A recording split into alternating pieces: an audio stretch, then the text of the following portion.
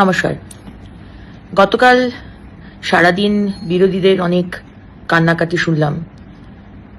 Free school street পেভমেন্টের ফুটপাতে দুধ গরম করা নিয়ে, কিন্তু কেউ এক বাটি দুধ নিয়ে এগিয়ে যায়নি এই পরিবারের কাছে। সবাই রাজনীতির আগুনে রুটি সেকেছে।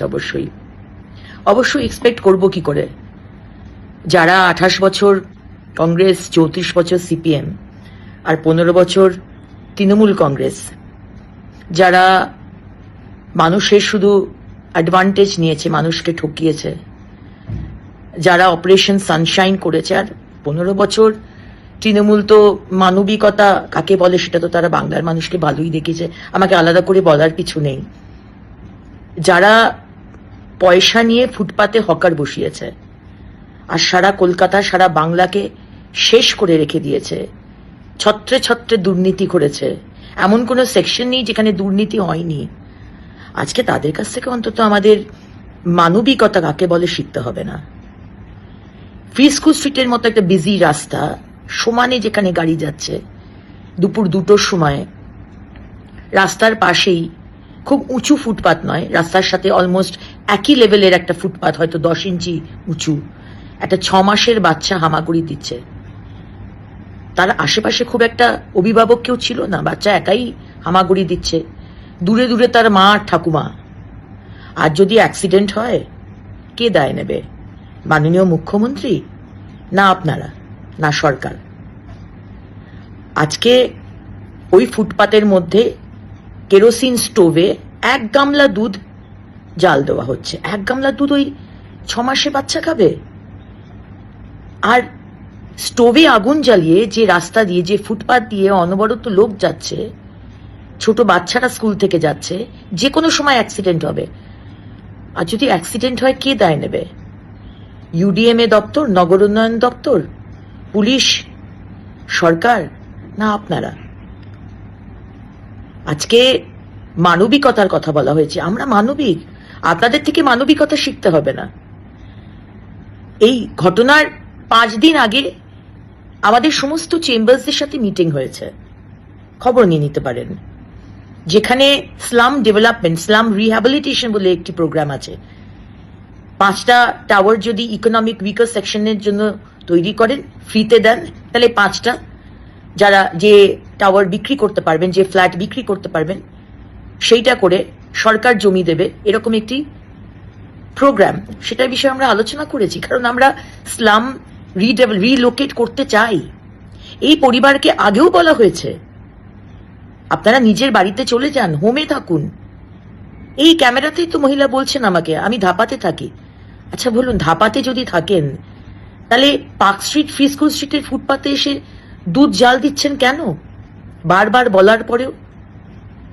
এই মহিলার ছেলে সামনের কর্ণানী ম্যানশনে কাজ করত, সেখান থেকে চুরি করার দায় তাকে ছাড়িয়ে দেওয়া হয়। এগুলো নয়, ছেড়েই দিলাম, কিন্তু একটা ফুটপাত না বড় লোকের না গরিব মানুষের, ফুটপাত মানুষের জন্য। সুপ্রিম কোর্ট তার রায় দিয়েছেন, ফুটপাতকে মানুষের চলাফেরার জন্য ফ্রি রাখতে হবে। আমরা যে বিশাল ম্যান্ডেট নিয়ে এসেছি, আমি বুঝতে পারি বিরোধীদের খুবই অসুবিধা হচ্ছে, সহ্য করতে পারছে না, কিন্তু আমরা প্রতিশ্রুতিবদ্ধ। আমাদের যা যা বলা হয়েছে আমরা সেই প্রতিশ্রুতি রাখতে প্রতিশ্রুতিবদ্ধ। এবং মানুষ ম্যান্ডেট দিয়েছে, মানুষ একটি পরিচ্ছন্ন শহর চায়। ইল্লিগাল পার্কিং যদি হাঁটাই, সেখানে আপনাদের প্রবলেম হচ্ছে, কেন ইল্লিগাল পার্কিং হাঁটানো হচ্ছে? আর যদি ফুটপাতে বলা হয় যে 3 ভাগের 1 ভাগ ফুটপাতের হকার থাকুক, 3 ভাগের 2 ভাগ পেডেস্ট্রিয়ানের জন্য, পথচারীদের জন্য ছেড়ে দিন, সেখানেও আপনাদের অসুবিধে। আর যদি বলা হচ্ছে এই কেরোসিনের স্টোভ জ্বালাবেন না, সেখানেও আপনাদের অসুবিধে। কর্মসংস্থানের কথা হচ্ছে, বিনিয়োগের কথা হচ্ছে, প্রথমে তো দর্শনধারী, পরে গুণ বিচারী। আর যদি বাইরের ইনভেস্টর, বিদেশ তো ছেড়েই দিলাম, দেশেরই অন্য রাজ্যের ইনভেস্টর এসে দেখে যে অবস্থায় আমাদের ফুটপাত, রাস্তা, ফ্লাইওভার নেই, যানজট, আসবে ইনভেস্টর? তাই মাননীয় মুখ্যমন্ত্রী বলেছেন 10ই অক্টোবরের মধ্যে সমস্ত রাস্তা আমরা ঠিক করে দেব। আজ ড্রেন পরিষ্কার করা হচ্ছে, আজকে কথায় কথায় ওয়াটার লগিং। আপনারা কি করেছেন? 28 বছর 34 বছর 15 বছর কেন এই মানুষগুলোর মাথায় ছাদ দেননি? সরকার তো আপনাদের হাতে ছিল, কেন কর্মসংস্থান দেয়নি? কেন টাকা দিয়ে চুরি করে দুর্নীতি করে হকার বসিয়েছেন? আর আজকে আপনারা বড় বড় কথা বলেন। তাই এটাই বলার যে মানুষের বিশাল ম্যান্ডেট নিয়ে আমরা এসেছি, আমরা মানুষের জন্য কাজ করব, সে আপনাদের যতই বিরোধীদের খারাপ লাগুক। এবং কেন খারাপ লাগছে সেটা আমরা বুঝতে পারছি।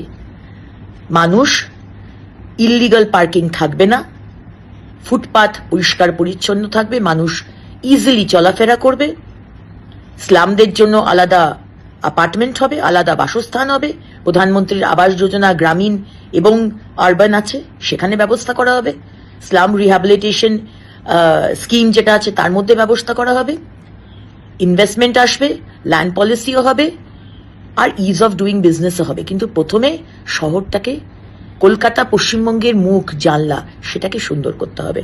আমাদের সবাইকে ডিসিপ্লিন হতে হবে, সবাইকে। একা একটা সরকারের পক্ষে সম্ভব নয়। আর বিরোধীরা, আপনারা কোনোদিন কাউকে, যে দলে ছিলেন, অন্য দলরা কোনোদিন কাউকে কাজ করতে দেননি, শুধু বিরোধিতাই করে গেছেন।